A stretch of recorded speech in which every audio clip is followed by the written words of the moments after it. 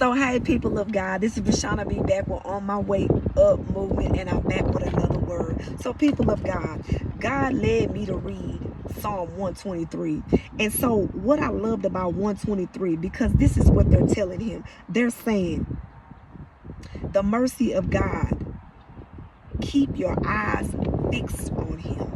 And they say in verse 3 through 4, have mercy on us, O Lord, have mercy on us. Verse 4 says, our soul is exceedingly filled with the scorn of those who are at ease, with the contempt of the proud.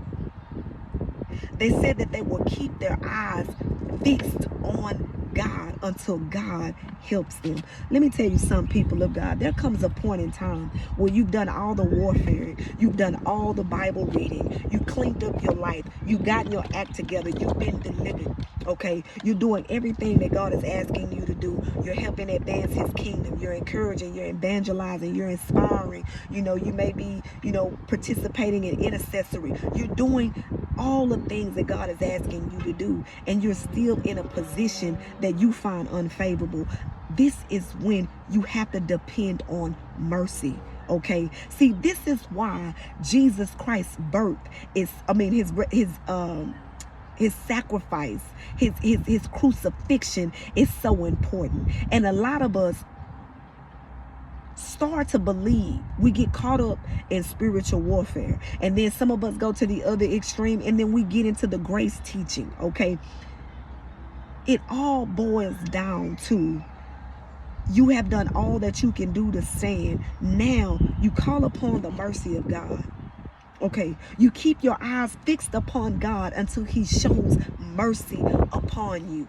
Okay, some of you are in that place, okay, where you just simply keep your eyes on him, and it's hard. It's hard to keep your eyes fixed on him, people of God. And see, I hate to digress, but I also want to piggyback on a word that I just gave you that also talks about God not being mocked. And this scripture, I hadn't read it yet, or else I would have put it in that video, but they're telling him, God, we're keeping our eyes fixed on you. We're asking you for mercy. There are people who are laughing at us and looking down at us. People of God, this is when you step in. Okay, and you also, because like I said, you do everything that you can do on your end, okay, to assure that now all you're waiting on is the mercy and the help of God.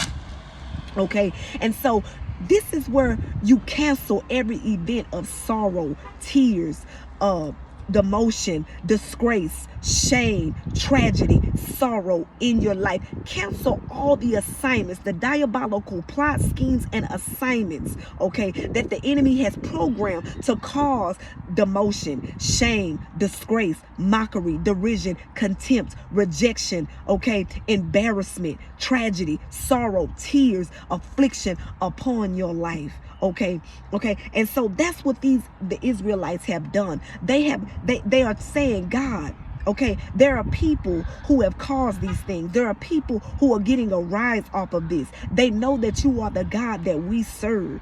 Okay, we're waiting on you, God. We're doing all that we can to stand. God, we have decided, we have vowed to keep our eyes fixed on you until you make something shake.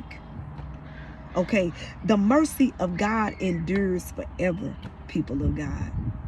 And the Israelites decided to hone in on that.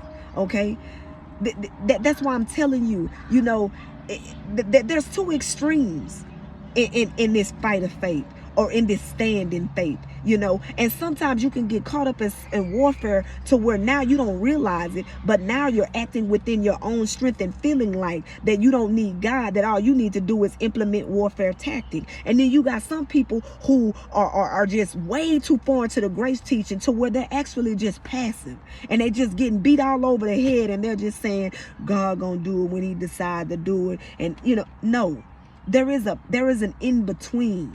Okay, and so once you've done that, okay, this is when you keep your eyes fixed upon God until his mercy is shown to you and he moves. Okay, all you need is a mustard seed of faith, okay, to make a whole mountain move. Okay, there are mountains and obstacles that are standing in front of us that sometimes, in some cases, that only God can move. We can warfare and we can do what we do, but as long as we can, with all our might, with all purity of heart, and it's not going to move until God. I just read you all a scripture in my last video, Psalms 31:15. My times are in your hands. Okay, and Ecclesiastes talks about this. Ecclesiastes talks about that there comes a time where the swiftest, even the swiftest and the richest, okay, can do all that they do, and chance don't happen for them. But then it comes to where God simply at a set time, his mercy, he's decided to extend mercy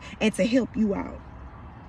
Okay, and so God led me to this scripture, Psalm 123. Then right after that, Psalm 124, the Lord defends his people.